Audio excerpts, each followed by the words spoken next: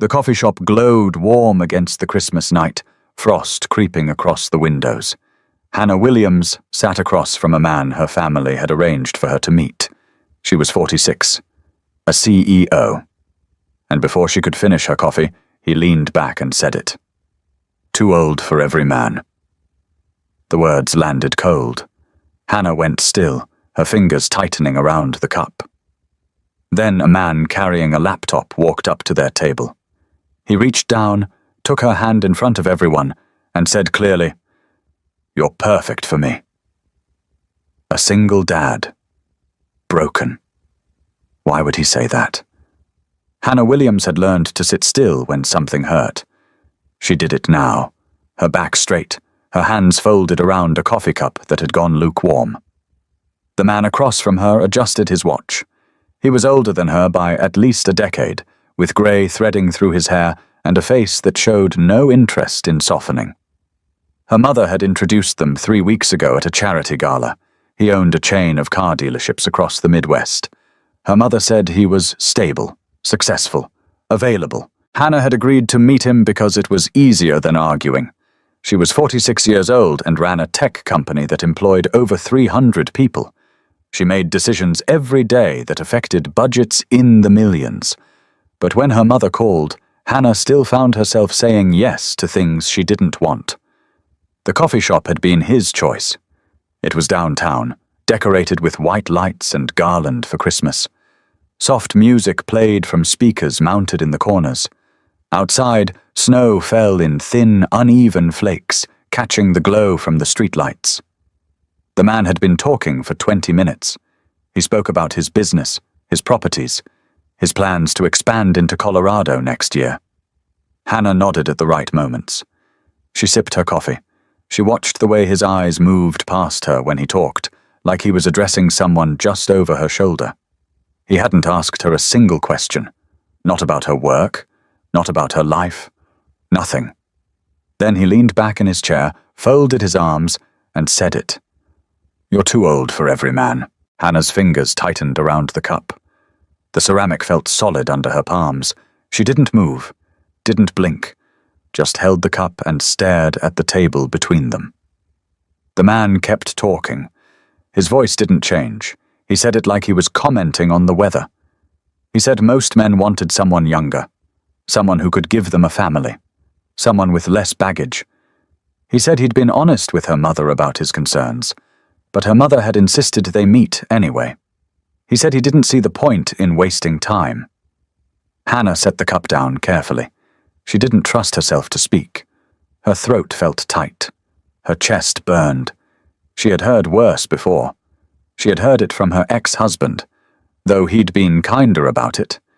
He'd said it with sadness instead of indifference.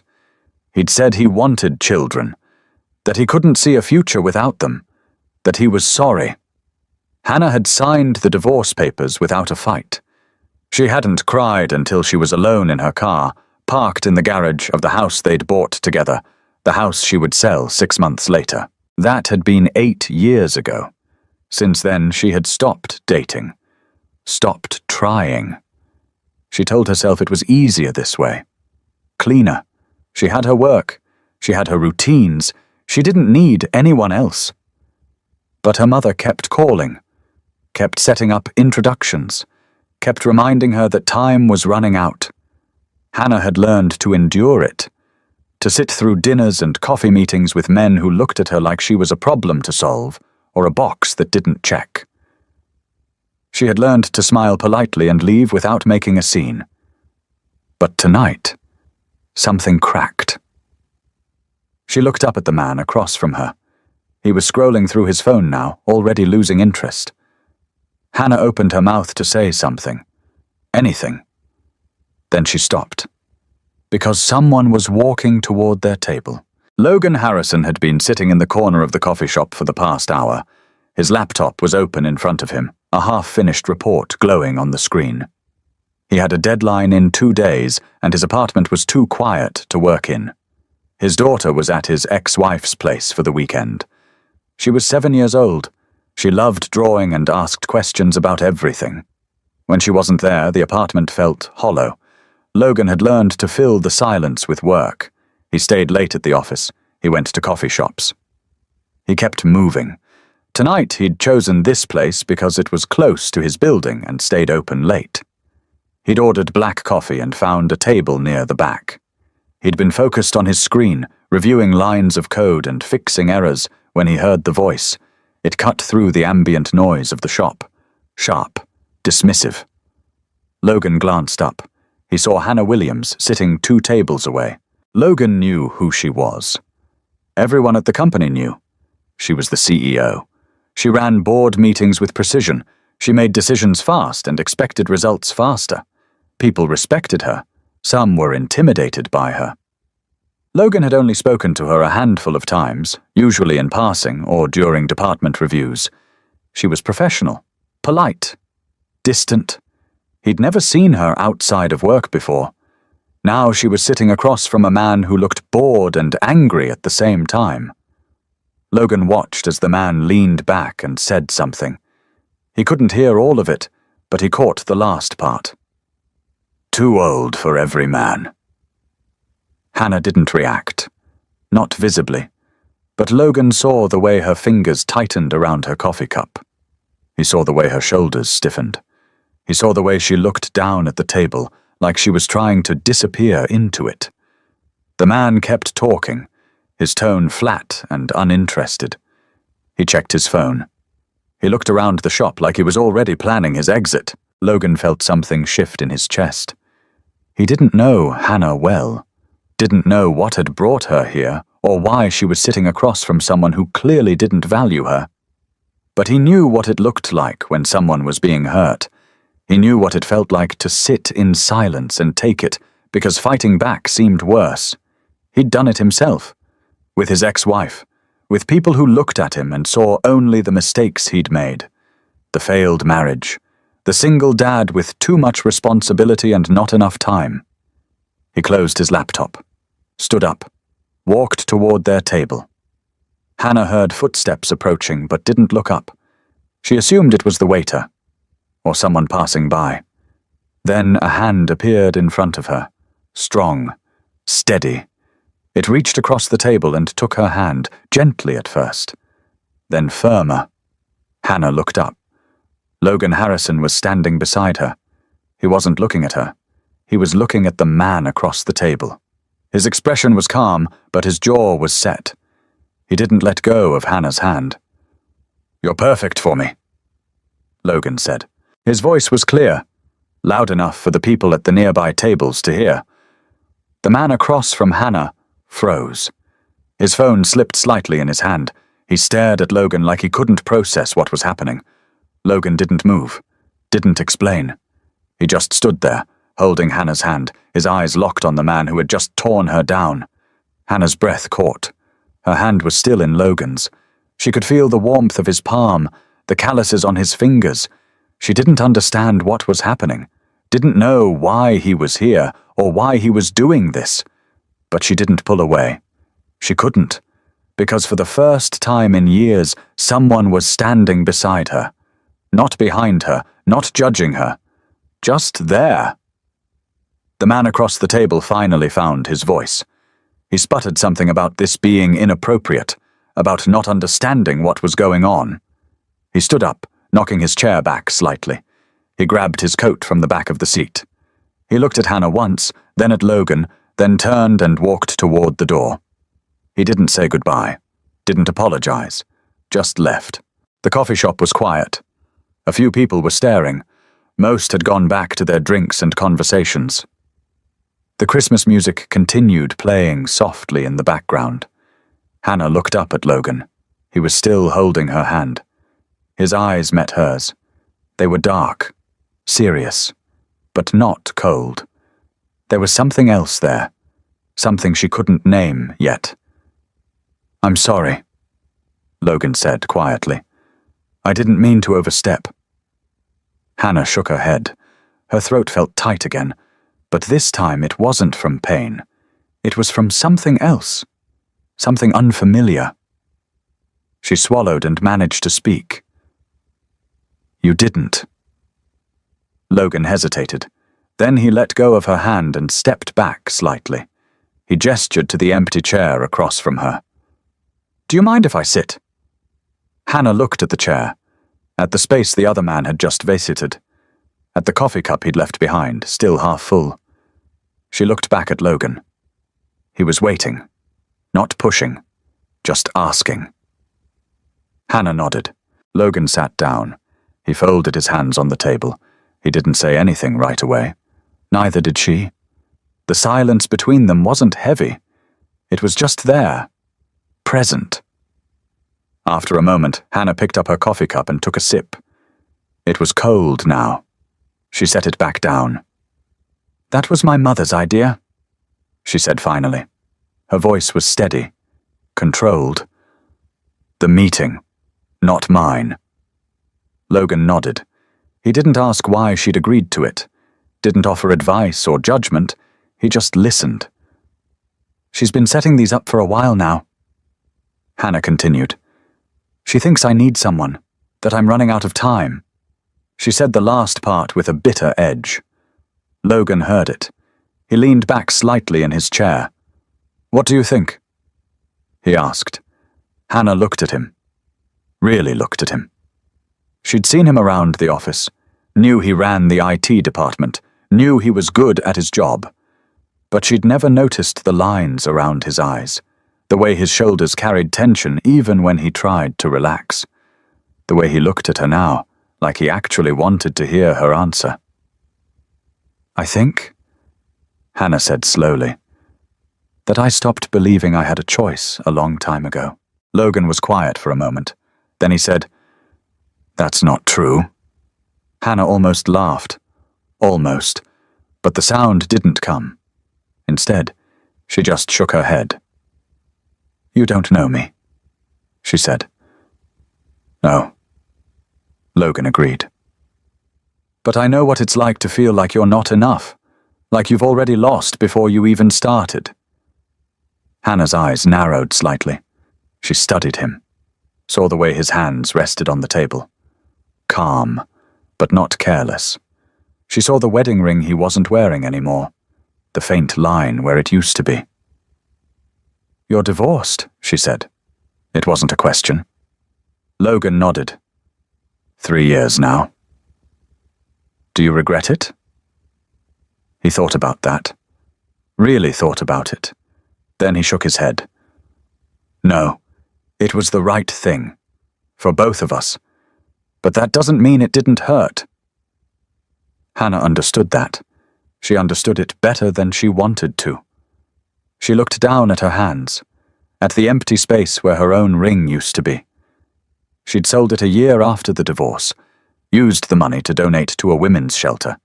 It had felt like the right thing to do, like closing a door that needed to stay closed. "Why did you do that?" she asked quietly. "Why did you come over here?" Logan met her eyes. He didn't look away. "Because no one should have to sit through that alone."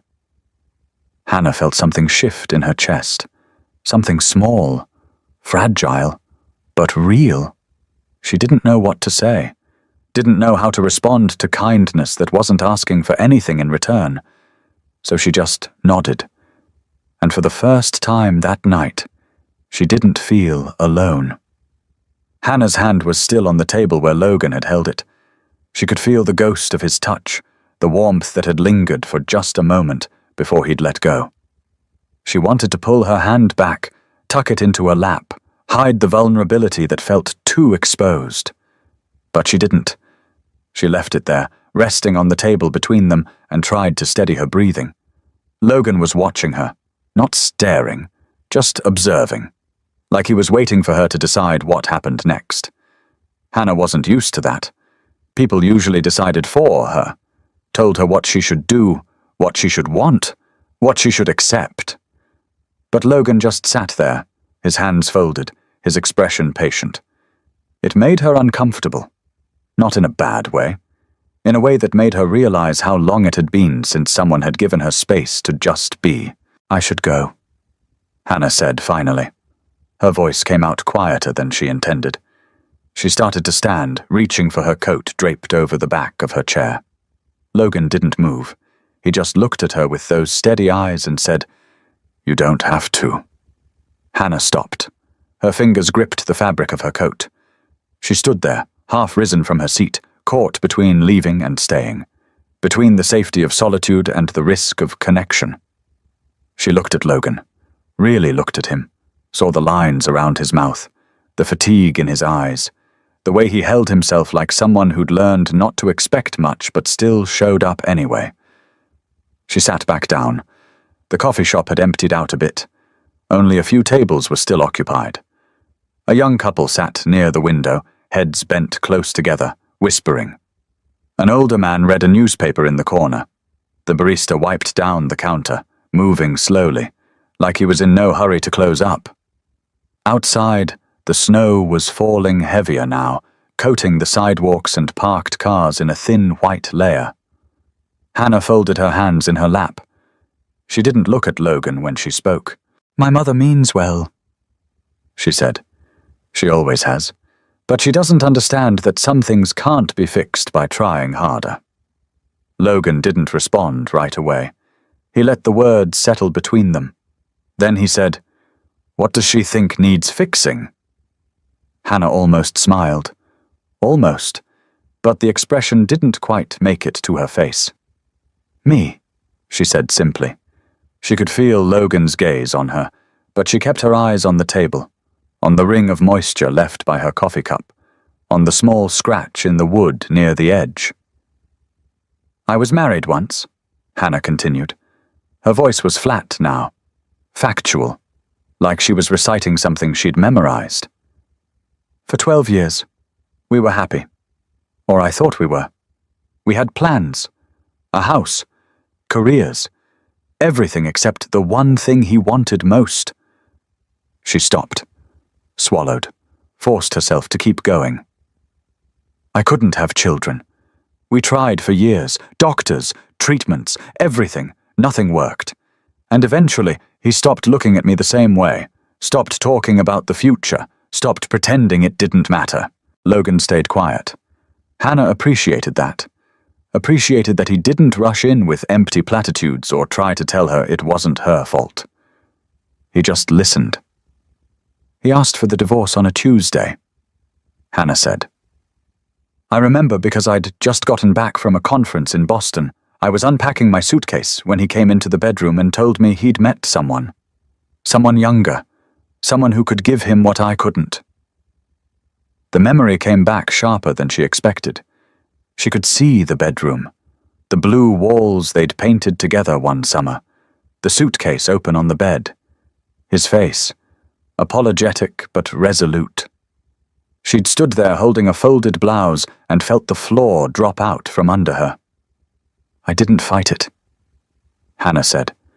"I signed the papers, sold the house, started over, and I told myself that was fine, that I didn't need anyone, that I was better off alone." She finally looked up at Logan. His expression hadn't changed. No pity, no judgment, just attention. "But my mother doesn't see it that way," Hannah said.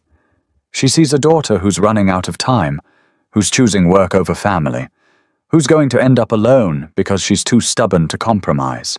Logan leaned forward slightly. His forearms rested on the table. "Is that what you think?" he asked. "That you're too stubborn?" Hannah considered the question, turned it over in her mind.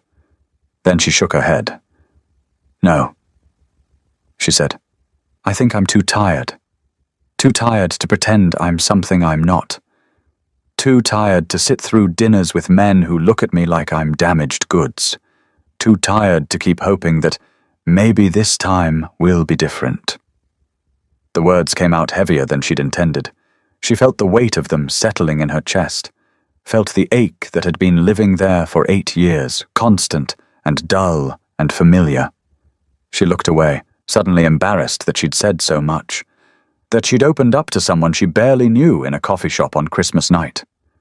But Logan didn't look uncomfortable, didn't pull back or change the subject. He just nodded slowly, like he understood exactly what she meant. "I get that," he said quietly. Hannah glanced at him, waited. Logan looked down at his hands, at the place where his wedding ring used to be. The skin there was still slightly lighter than the rest, a pale band that hadn't fully faded. "My ex-wife left 3 years ago," he said. "We'd been married for 9 years. We had a daughter. Everything seemed fine.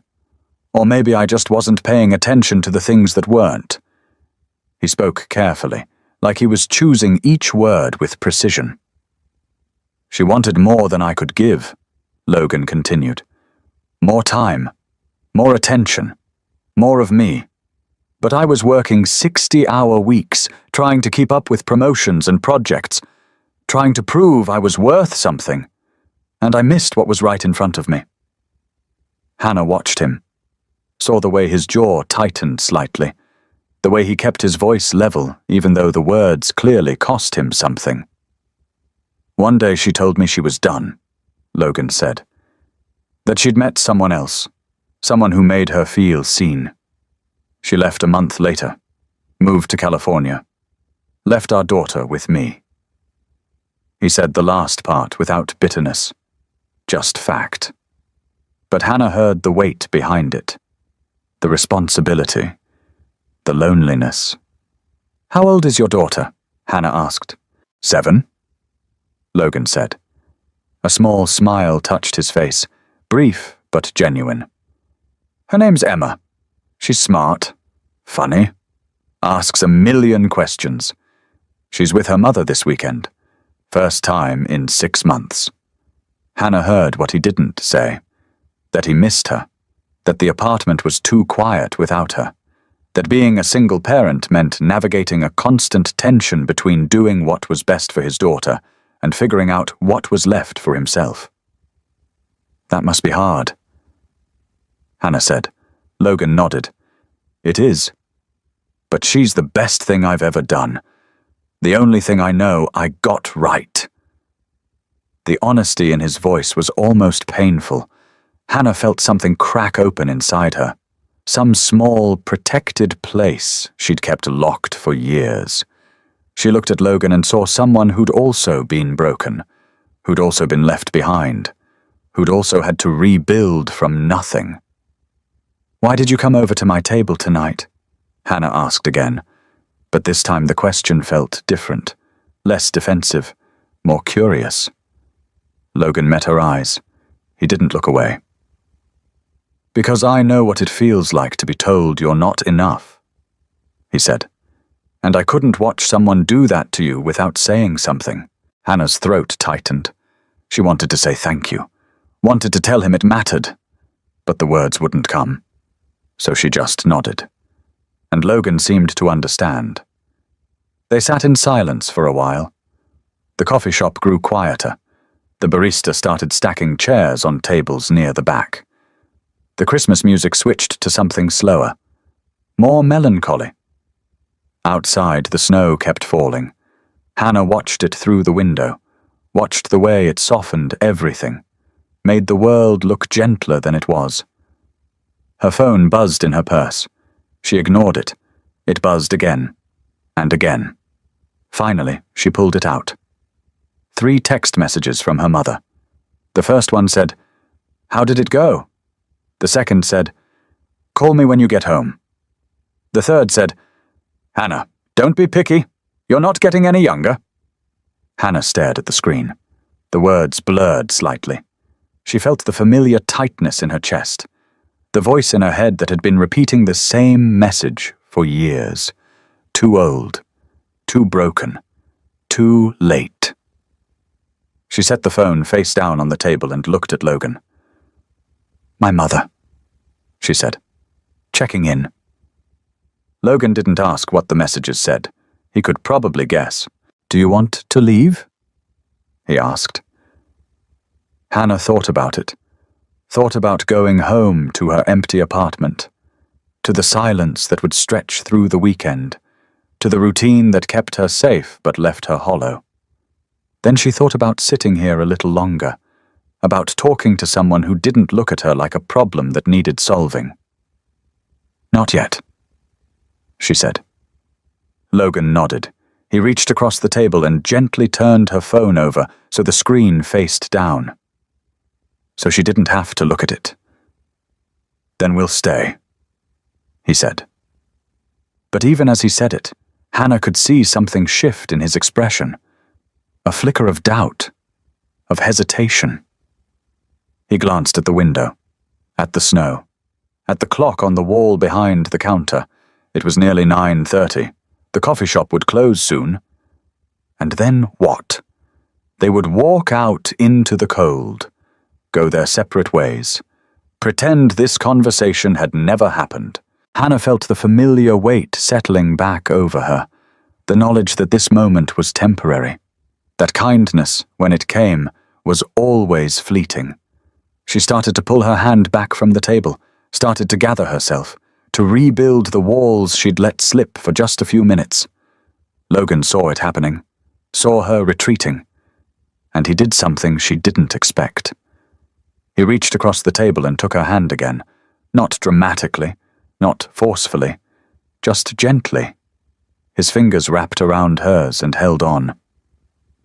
"I'm not good at this," Logan said quietly. "I haven't done this in a long time. But I don't want you to think tonight was just about rescuing you from a bad situation. It wasn't." Hannah looked at him, at their hands on the table, at the way he was looking at her like she mattered. "Then what was it about?" she asked. Logan took a breath. Let it out slowly. "It was about seeing someone I recognize," he said. "Someone who's been through something hard and came out the other side still standing, still trying. That takes strength, and I think you deserve to know that." Hannah felt tears prick at the corners of her eyes. She blinked them back, forced herself to breathe. No one had said anything like that to her in years. No one had seen her as anything other than a CEO or a divorcee or a woman past her prime. Logan saw something else. Something she'd almost forgotten was there. The barista approached their table. He looked apologetic. "Sorry, folks," he said. "We're closing in 10 minutes. Logan nodded. He let go of Hannah's hand and started to gather his things. His laptop. His empty coffee cup. Hannah did the same. She slipped her phone into her purse, put on her coat, buttoned it slowly. The moment was ending. Reality was pushing back in, and she didn't know how to stop it. They walked to the door together. Logan held it open for her. The cold air hit her face, sharp and immediate. The snow was still falling, heavier now, blanketing the street in white. Hannah stepped outside. Logan followed. The door closed behind them with a soft click. They stood on the sidewalk, the Christmas lights from the shop windows casting colored shadows on the snow. Hannah looked at Logan. He looked back. Neither of them moved. Neither of them spoke. The silence stretched between them, filled with all the things they hadn't said, all the things they didn't know how to say.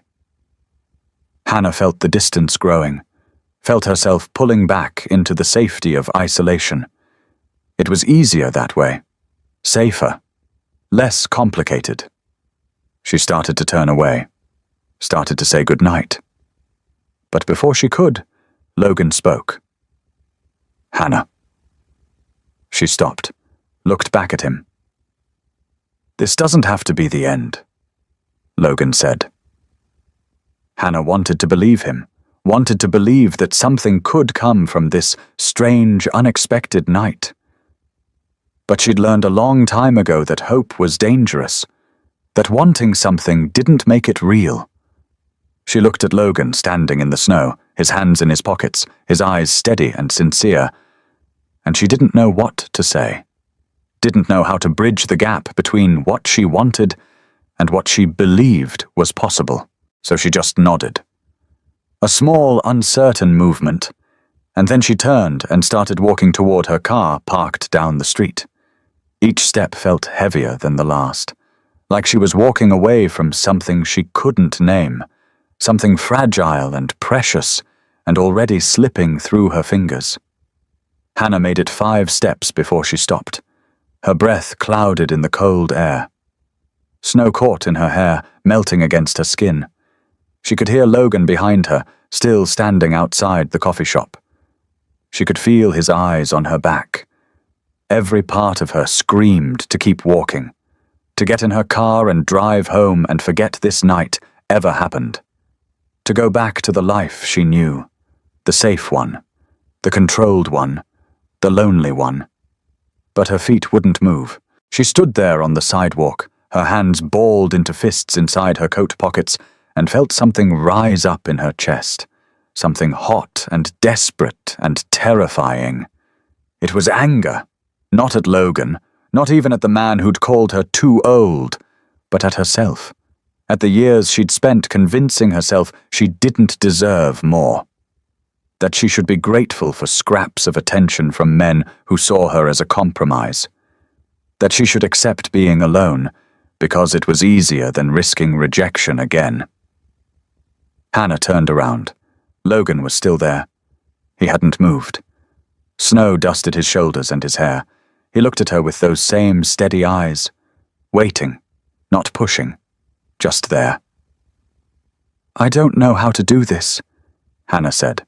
Her voice came out shakier than she wanted. "I don't know how to let someone in. I don't even know if I remember how." Logan took a step toward her, then another. The distance between them closed. He stopped an arm's length away. "Neither do I," he said quietly. "But maybe that's okay. Maybe we figure it out together." Hannah shook her head. The tears she'd been holding back finally broke through. They slid down her cheeks, hot against the cold air. "You don't understand," she said. "I'm broken. I can't give you what you might want. I can't give anyone what they want. I tried that already and it destroyed me."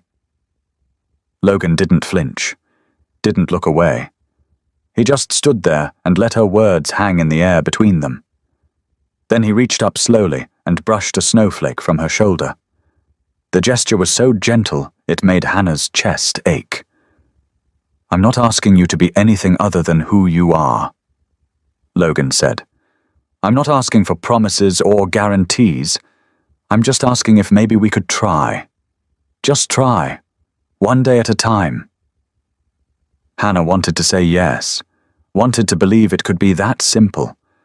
But the fear was still there, coiled tight around her ribs, whispering all the old familiar lies. Too old, too damaged, too late. "What if I can't?" she whispered. Logan's expression softened. He took one more step closer, close enough that Hannah could see the snowflakes caught in his hair, close enough that she could feel the warmth radiating from him. "Then we stop," Logan said. "No hard feelings, no regrets. But Hannah, what if you can?" The question hit her harder than she expected. What if she could? What if she let herself try, and it actually worked? What if she stopped running from the possibility of connection and just stood still long enough to see what happened? The thought was both terrifying and exhilarating. She looked at Logan, saw the vulnerability in his eyes, saw that he was just as scared as she was, just as uncertain. But he was still here, still willing to take the risk. Hannah took a shaky breath, nodded. It was a small movement, barely there. But Logan saw it. His expression shifted. Relief, hope. Something warm that made the cold night feel a little less harsh. "Okay," Hannah said. Her voice was barely above a whisper.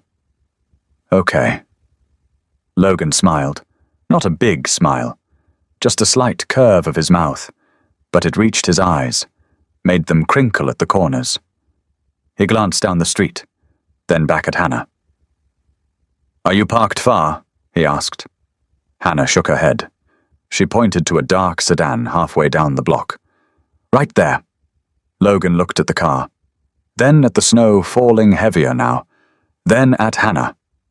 "Can I walk you?" he asked. Hannah almost said no, almost told him she was fine on her own. But she caught herself. stopped the automatic response, forced herself to accept the offer. "Yes," she said. "I'd like that." They walked together down the sidewalk. Their footsteps left tracks in the fresh snow. The street was quiet. Most of the shops had closed for the night. Christmas lights blinked in windows. A wreath hung on a nearby door, its red ribbon fluttering in the wind. Logan walked beside Hannah, close but not touching, respecting her space, giving her room to breathe. Hannah felt lighter somehow, like she'd set down something heavy she'd been carrying for too long. She glanced at Logan. He was looking ahead, his hands in his pockets, his breath visible in the cold air. She wanted to say something, to thank him, to explain what tonight meant. But she didn't know how to put it into words. So she just walked beside him and let the silence be enough. They reached her car. Hannah pulled her keys from her purse. She unlocked the door but didn't open it. She turned to face Logan. He was standing a few feet away, giving her space. The snow fell between them, soft and constant. "Thank you," Hannah said. "For tonight, for everything." Logan shook his head slightly. "You don't have to thank me." "I do," Hannah insisted. "You didn't have to do what you did, but you did anyway, and it meant something." Logan looked at her for a long moment. Then he glanced across the street, at a small flower shop tucked between a bookstore and a bakery. The lights were still on inside. Through the window, Hannah could see rows of bouquets and potted plants. A small sign on the door read, "Open late for the holidays." "Wait here," Logan said. Before Hannah could ask why, he jogged across the street. She watched him disappear into the flower shop. Through the window, she saw him talking to someone behind the counter, pointing at something. The person nodded and moved out of sight. Logan waited, rocking slightly on his heels. A minute later, he emerged holding a single flower. Not a bouquet, just one stem. Simple, elegant, a white rose. He crossed back to Hannah, held it out to her. She took it carefully, her fingers brushing against his. The rose was perfect, unblemished, the petals soft and cool to the touch. "I wanted to give you something," Logan said. "Something to remember tonight by. Something to remind you that you're not what other people say you are. You're more than that. You always have been." Hannah stared at the flower, at the delicate petals, at the way it caught the light from the street lamp above them. She felt tears threatening again, swallowed them back, looked up at Logan. "I don't know what to say," she admitted. "You don't have to say anything," Logan replied. "Just take it, and maybe, when you look at it, remember that someone sees you, really sees you, and thinks you're exactly who you're supposed to be." Hannah's throat tightened. She held the rose closer to her chest, protected it from the falling snow. She looked at Logan and saw something she hadn't seen in anyone's eyes in years.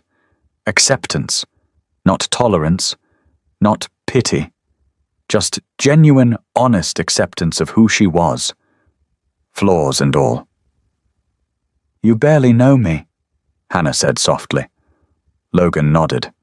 "That's true, but I'd like to, if you'll let me." Hannah felt the walls she'd built around herself starting to crack. Not breaking, not yet, but shifting, making room for possibility. She looked at the rose in her hands, at Logan standing in the snow, at the quiet street around them. And she made a choice. Not a big one, not a dramatic declaration. Just a small step forward. "I'd like that too," she said. Logan's smile widened just slightly. He stepped back, giving her room to get into her car. Hannah opened the door but didn't get in right away. She looked at him one more time. "Will I see you Monday?" she asked. "At work?" Logan nodded. "I'll be there." Good, Hannah said. And she meant it. She slid into the driver's seat. Set the rose carefully on the passenger seat. Started the engine. The heater kicked on, blowing cold air that would warm eventually. Logan stepped back onto the sidewalk. He lifted one hand in a small wave. Hannah waved back. Then she pulled away from the curb and drove slowly down the snow-covered street. In her rearview mirror, she could see Logan standing there, watching her go, not walking away yet, just standing in the snow under the Christmas lights. She turned the corner and he disappeared from view. But the image stayed with her, burned into her memory. A single moment of kindness on a night when she'd expected nothing but pain. Hannah drove through the quiet streets. The city looked different somehow, softer.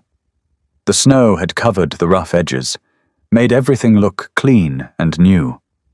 She glanced at the rose on the passenger seat, at its perfect white petals, at the way it seemed to glow in the dim light from the dashboard. For the first time in 8 years, Hannah didn't feel hollow. She felt something else, something fragile and tentative, but undeniably real. She felt hope. Not the desperate, grasping kind that left her disappointed, but a quiet, steady hope that whispered maybe. Maybe she wasn't too old. Maybe she wasn't too broken. Maybe she was exactly who she needed to be. And maybe, just maybe, the right person would see that. Hannah pulled into her apartment building's parking garage. She turned off the engine and sat in the silence. The rose rested on the seat beside her. She picked it up, held it gently, brought it to her face and breathed in its faint, sweet scent. Then she got out of the car and walked to the elevator, rode it up to her floor, unlocked her apartment door and stepped inside.